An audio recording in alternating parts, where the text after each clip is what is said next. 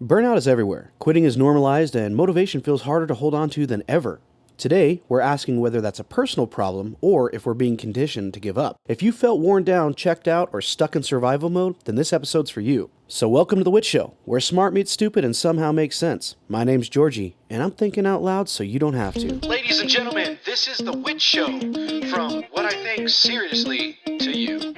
WITS, The Wit Show. Cool story, bro.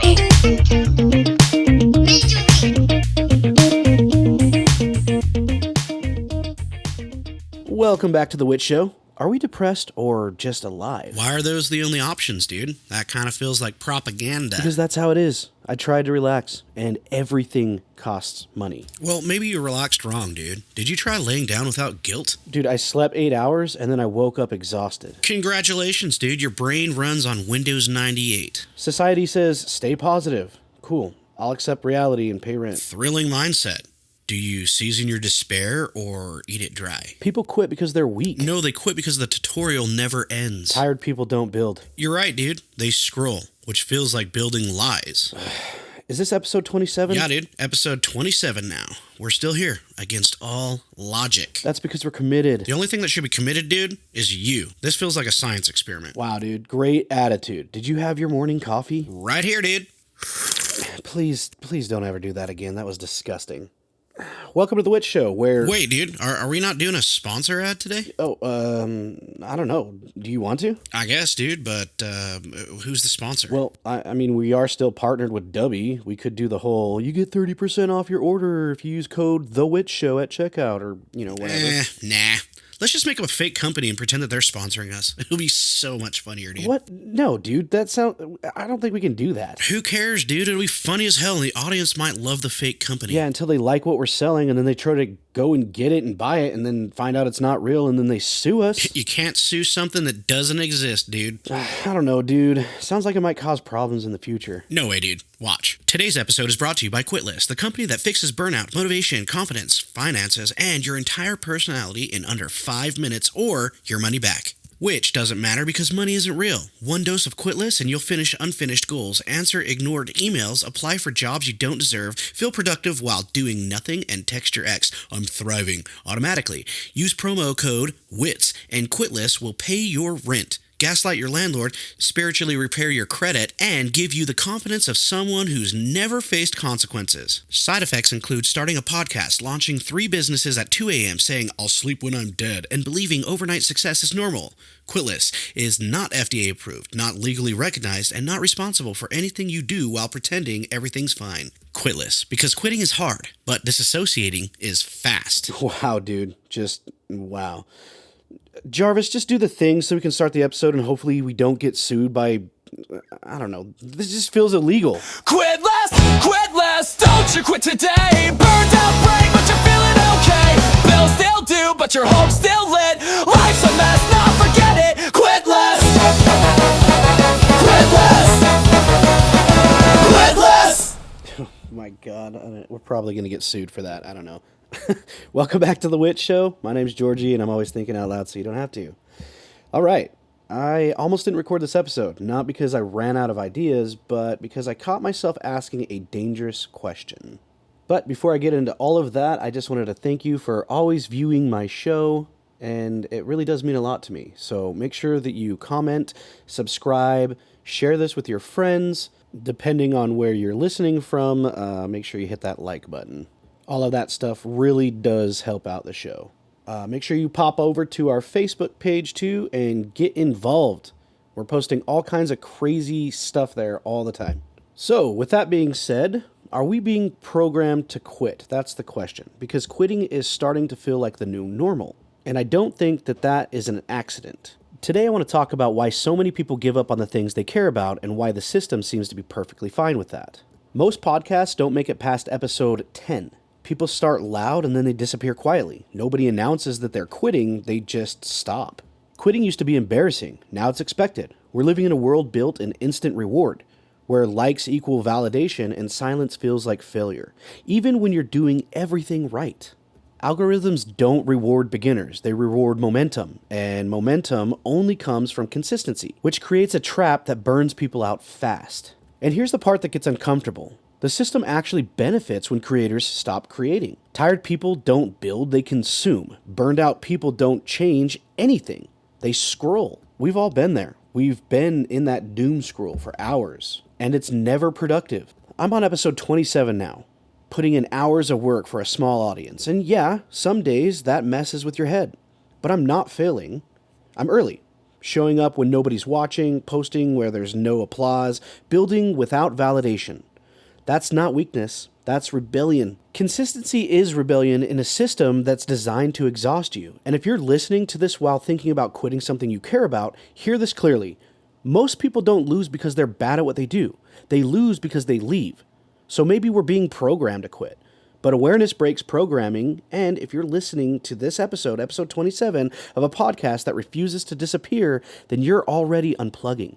And the truth is, most people never see the middle part. The quiet grind where nothing is happening on the outside, but everything is happening underneath. They see beginnings, and they see success, but they don't see the long stretches in between where you're building skills, sharpening your voice, learning what works, failing privately, and showing up anyway.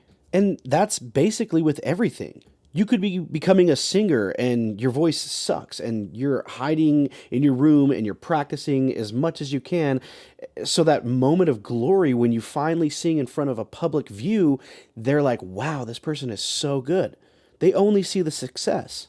You could be that person that desires to be a chef and you're at home cooking by yourself, working on the perfect recipe, and it just sucks and it sucks and it sucks before you finally succeed and it rocks. And now it's a family recipe that you get to pass down to your family. People are like, wow, this tastes amazing. How did you do it? To you, it's a simple answer. Oh, I just added some oregano, dude. But in reality, it was hours and hours and hours of misery trying to hone your skill. That middle is where doubt lives. That motivation gets tested. And it's where the question, why bother, shows up at the loudest moment. It's also where most people disappear. Not because they weren't capable, but because nobody was clapping yet. And that's the part that nobody warns you about. The work doesn't get easier when it gets unnoticed, it gets heavier. But if you can carry it without applause, if you can keep moving when it feels pointless, you're already doing something most people will never do. You're proving to yourself, and that's the most important thing, to prove it to yourself, that this isn't about attention, it's about commitment. And the people who make it through the middle aren't the most talented or the luckiest. They're the ones who refuse to leave when quitting felt like a logical option. And history backs this up. Whether we talk about it or not, some of the biggest things society benefits from today exist only because someone didn't quit when it would have made sense to. J.K. Rowling was rejected by dozens of publishers and was nearly broke before Harry Potter finally landed, a story that ended up shaping an entire generation's love for reading. You're a winner, Rawlings. That's the finish line that we got to see, but I guarantee you it was a pain in the ass to get there. Steve Jobs was famously fired from Apple, the company he helped create, and could have walked away quietly, but instead came back to build products that changed how the world communicated. And then there's Colonel Sanders, who was in his 60s, broke, and rejected hundreds of times before Kentucky Fried Chicken ever took off. Even podcasting and media aren't exempt. Joe Rogan's show ran for years before it ever became what people now point to as overnight success. None of these people knew they were standing one step away from impact while they were in it. They just kept going because stopping would have meant killing something that hadn't had a chance to grow yet.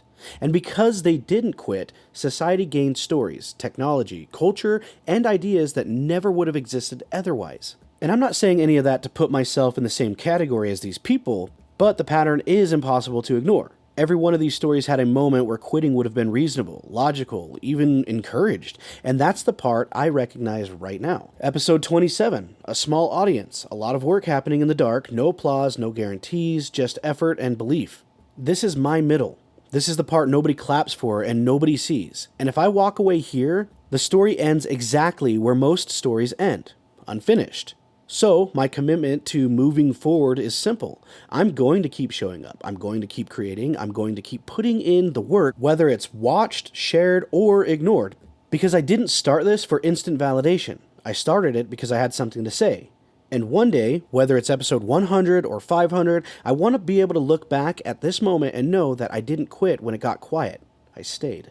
And I think that's the part that people don't talk about enough. The decision point. The moment where nobody's watching, nobody's cheering, and quitting would make everything quieter and easier. Because walking away doesn't hurt all at once, it just slowly fades into regret. So I'm choosing to stay. In this discomfort, to stay in this work and to stay in this process, even when it's lonely, even when it's frustrating, even when it feels pointless. Not because I know how this ends, but because I know how it ends if I stop now. And from here, maybe the better question isn't why keep going, but what happens to the world when people don't? So let's shift gears for a minute, because this idea doesn't stop at podcasts or creativity. It shows up everywhere, and the places it shows up next might surprise you. The lie that messes with people the most, the idea that overnight success, we're showing highlights, not timelines. We see the viral moment, the big break, if you will, the chart-topping episodes, and we're told, see, it happens fast. What we don't see are the years of obscurity, the failed attempts, the small audience, the nights spent questioning whether it's worth it, and the moments where we're quitting would have been a smart, reasonable choice. Overnight success is most always the result of someone who stayed long enough to finalize the scene parts, not someone who magically arrived fully formed. That's like saying you go to a jiu-jitsu class and just get a black belt by the end of the day. No, you gotta put in the work. You gotta hone your skill. You gotta practice and show up and show out every single time. But when that part gets edited out, it creates a dangerous comparison, because people look at their own slow progress and assume they're behind, broken, or doing something wrong. In reality, they're right on schedule. The problem isn't pace, it's the expectation. We've been trained to believe that if it doesn't happen quickly, it won't happen at all, and that belief alone has killed more good ideas than failure ever could. When you actually look closer, the idea of overnight success falls apart fast. Like with J.K. Rowling's again. Harry Potter didn't explode because it was lucky. It survived years of rejection, poverty, and doubt before anyone paid any attention. Even Van Gogh sold almost none of his paintings while he was alive, yet his work shaped modern art forever. Pixar wasn't an instant hit studio. It lost money for years before Toy Story changed animation. Even in modern media, people love to point to podcasts or creators that blew up, but they ignore the hundreds of episodes that came before anyone cared. Joe Rogan's podcast ran for years with minimal reach before it ever became mainstream. Mr. Beast spent years uploading videos that barely cracked double digits views before he learned what worked. These weren't overnight wins. They were long, invisible investments. And the frustrating part is that if you jump in right before the payoff, it looks sudden from the outside, even though it took everything the person had to get there. The success wasn't fast, it was delayed. Success is always delayed. That's why it takes years to get a black belt. That's why it takes years to get a master's degree. Scientists don't find the cure to diseases just in one night. It takes years of doing this stuff. Practice, practice, practice, and commitment, commitment, commitment. And quitting isn't logical anymore, especially when you really think about it. You can't finish a race if you just give up on it. And that's where I'm at right now. Episode 27, a small but real audience, a lot of unseen work, no viral moments, no big break, just consistency and belief. From the outside, it probably looks like nothing is happening, but from the inside, everything is. Skills are sharpening, systems are getting better, my voice is getting clearer, and the foundation is being laid quietly. And if you're listening to this, I want you to pause for a second and think about where you are right now. Not where you want to be, not where you think you should be, but where you actually are. If it feels slow, if it feels unnoticed, if it feels like you're grinding without proof that it isn't working, that doesn't mean you're failing. It means you're in the part that most people never make it through. Progress doesn't always look like numbers going up. Sometimes it looks like staying when leaving would be easier. And if you still are showing up, you're still trying, you're still building in silence, then you and I are standing in the same place. And that place is closer to the finish line than it feels. And if any part of this hits you, if it sounds like something you're living through right now, do me a favor. Don't buy anything, don't sign up for anything. Just share this episode with one person who needs to hear it. Or send me a message and tell me what you're working on. Not because it helps the algorithm, but because none of us are meant to build in silence. Anybody who knows me knows that I'm going to root you on. I am a huge cheerleader, especially to all of my friends. And if you come into my comment section and you tell me what you're working on and you feel like you've been grinding at this with no applause, I'm going to get in there and I'm going to cheer for you. I'm going to tell you that you're doing a great job and to not give up. I'm big on that. Everybody needs fans. And community absolutely matters. And you never know what that one comment could have done to make that person's life 10 times better, a million times more easier. If a simple acknowledgement can change a person's life, imagine what an entire community of people doing it would make you feel like. And if I'm in the comments section cheering somebody on and you see me cheering that person on, get in there and cheer them on too. Make them feel good about themselves because maybe one day you might need that too. So yeah, if you've ever felt tired, unmotivated, or ready to throw your hands up, congratulations. You're not broken. You're just alive in 2026. But here's the thing. In a world this loud, this chaotic, this ridiculous, choosing to build something like a community always is the borderline rebellion. The one that the system doesn't like. The one that keeps trying to knock you down. Choosing to stay, to create, to keep going when everything around you feels like a joke, that's the real punchline. And that's where I'll leave it. I'm not quitting. I'm not disappearing. And if the world's going to be this absurd, I might as well keep talking about it into a microphone. And if you agree, then join me. Hit up my comment section and become a part of my community, because the bigger that this community gets, the louder I can cheer you on. As always, this is The Witch Show, where smart meets stupid and somehow makes sense. My name's Georgie, and I'm thinking out loud so you don't have to. Ladies and gentlemen, this is The Witch Show from What I Think Seriously to You. WITS, The Witch Show. Cool story, bro.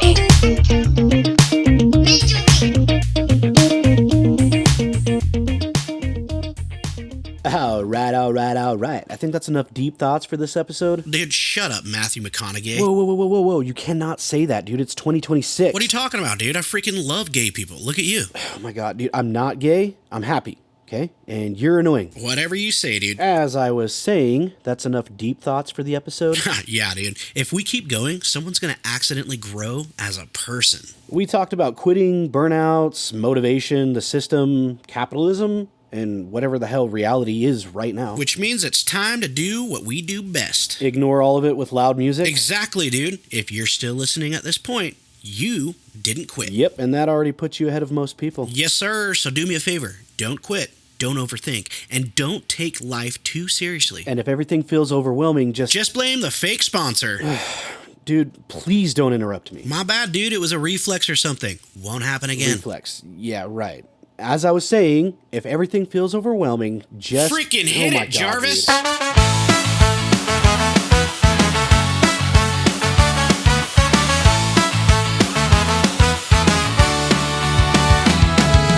Woke up tired, didn't do a damn thing. Brain on fire, but my phone won't ring. They say keep going, then disappear. Same old talk, nobody's here. Built this thing with duct tape, hope. Late night dreams and a crack my joke. 20 people, yeah, I see them all. Still screaming loud at a brick wall. They said maybe it's time to slow it down. I said nah, I'll burn the whole thing down. I didn't quit, even when it made no sense. Didn't quit, no applause, no defense. World said stop, I said watch this. Middle of the mess and I still exist. I didn't quit. I didn't quit. Hey, hey, hey.